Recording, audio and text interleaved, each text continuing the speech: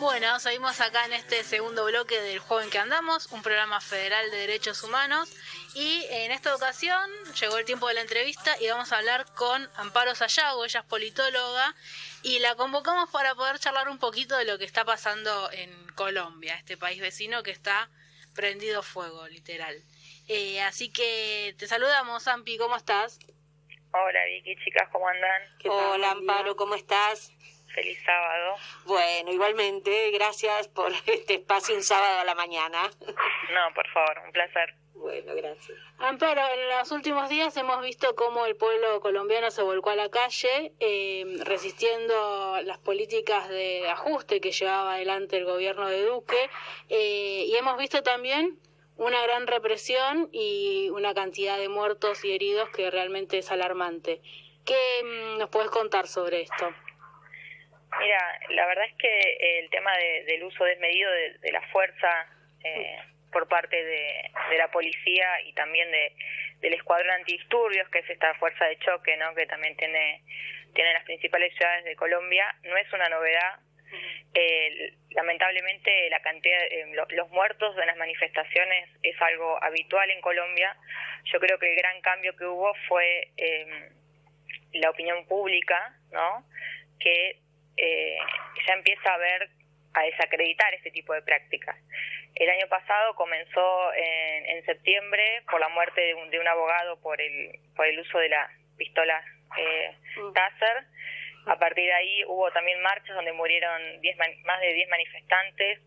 Hasta el día de hoy, en estas semanas de manifestaciones, ¿no?, ya van más de 10 días de paro activo, a pesar de que Iván Duque retiró la reforma impositiva que quería implementar.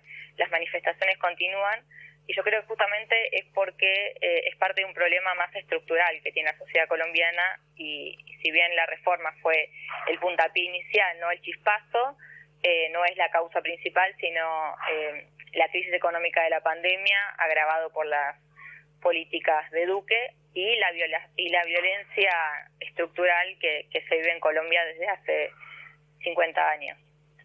Sí, nada, te estábamos escuchando atentamente porque la verdad que al menos yo personalmente, me fui informando ahora, ¿no?, con estos sucesos de lo que pasaba en Colombia. Colombia, digamos, es un país un poco diferente al resto de América, de Latinoamérica, por decirlo de alguna manera, o de América del Sur, ¿no? Tiene características políticas, ha tenido otros procesos políticos a lo largo del tiempo, ¿verdad? Sí, no tuvo tantas interrupciones, digamos, democráticas como hubo en otros países, pero las Fuerzas Armadas siempre tienen reservado un coto de poder bastante importante. Si bien el último golpe de Estado fue en el 53, la doctrina de seguridad nacional que conocimos acá en América del Sur, hasta hoy en día es la misma doctrina que sigue utilizando las Fuerzas Armadas, y por eso es el nivel de represión, ¿no?, y de manifestantes. Hasta el día de la fecha se calcula que hay 37 fallecidos, que igualmente día a día se van sumando. Sí, claro. Hay desaparecidos, hay violencia sexual contra las mujeres durante los manifestantes, justamente porque se tiene esta visión, ¿no?, del manifestante como un enemigo que atenta contra la seguridad y el orden interno. Esta es la visión que tienen, ¿no?, la policía, están entrenados bajo esta doctrina. Justamente el presidente que está hoy, que es Iván Duque, es su padrino político, que es Uribe, es de la derecha más reaccionaria de Colombia, y la que más Uribe es el que más ha profundizado la crisis, la violencia interna en Colombia, también financiado, ¿no?, por Estados Unidos, con un plan Colombia se le llama, ¿no?, un importante bajada de recursos económicos y militares a las Fuerzas Armadas, con la excusa de combatir, ¿no?, la guerrilla, que hoy por hoy es algo que justamente es un discurso que la opinión pública colombiana ya no compra, porque a partir de los acuerdos de paz que hubo en el 2016, ese discurso de decir, claro, de los tratados de paz de La Habana del 2016, a partir de esa firma, el tema de utilizar, ¿no?, la FARC, la presencia de la FARC como el chivo expiatorio para reprimir violentamente, es algo que está, claro, es la excusa que está quedando agotada, y eso se ve también, ¿no?, en las marchas donde hay una renovada cantidad de jóvenes, pero también apoyados por sectores que antes estaban más reacios a manifestarse públicamente y a movilizarse. Si hacías la comparación, ¿qué tal? ¿Cómo estás? Soy Anabel. Un poco con lo que pasó en Chile también, ¿no? Con cómo las sociedades que por ahí fueron históricamente más o reprimidas o de derecha, empieza el pueblo a alzarse. En relación a eso, te quería preguntar si sabías un poco el rol de la mujer, porque a diferencia de lo que ha pasado históricamente, desde el comienzo de lo que empezó a pasar en Colombia, es la denuncia hacia las violaciones hacia las mujeres o la represión por ahí hasta más agudizada contra las mujeres, ¿no? Sí, el nivel de violencia que se vive en Colombia, sobre todo en las zonas rurales, es muy grande. Yo creo que tanto mujeres como líderes sociales y defensores de derechos humanos son los principales, digamos, acechados por los paramilitares y por las Fuerzas Armadas. En lo que va, por ejemplo, de este gobierno hubo 750 muertes de líderes y de líderes de movimientos justamente estaban pidiendo un cambio social, digamos, positivo, más progresista en lo que es la política colombiana, pero justamente como estas masacres que se les llaman, que en realidad es estos enfrentamientos y represión que se da en Colombia, pasa un poco por el tema de la disputa territorial, ¿no?, en las zonas rurales, con el narcotráfico, con la complicidad del gobierno, porque justamente los paramilitares que llevan a cabo, son como la seguridad privada del narcotráfico, claro, forman parte de las Fuerzas Armadas. Entonces hay cierta complicidad del gobierno y de mirar al costado cuando ocurren estas masacres y este nivel de violencia en el ámbito rural, en el interior de Colombia, pero al trasladarse estas marchas a lo urbano, ¿no?, a Bogotá, a Medellín, y además en esta ocasión se replicó en más de 600 municipios las protestas, se visibilizó mucho más esta problemática.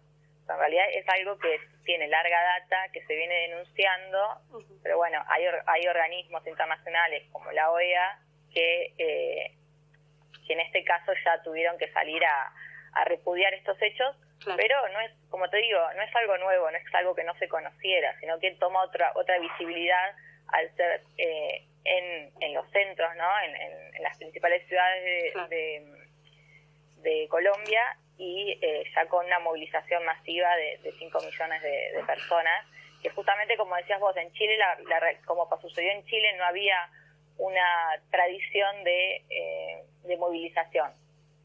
Y hoy por hoy, este proceso, más también, en realidad es un proceso que arranca como en Chile, en el 2019, se empieza a visibilizar mucho más el descontento social y este malestar general por el modelo colombiano, digamos, en todas sus aristas.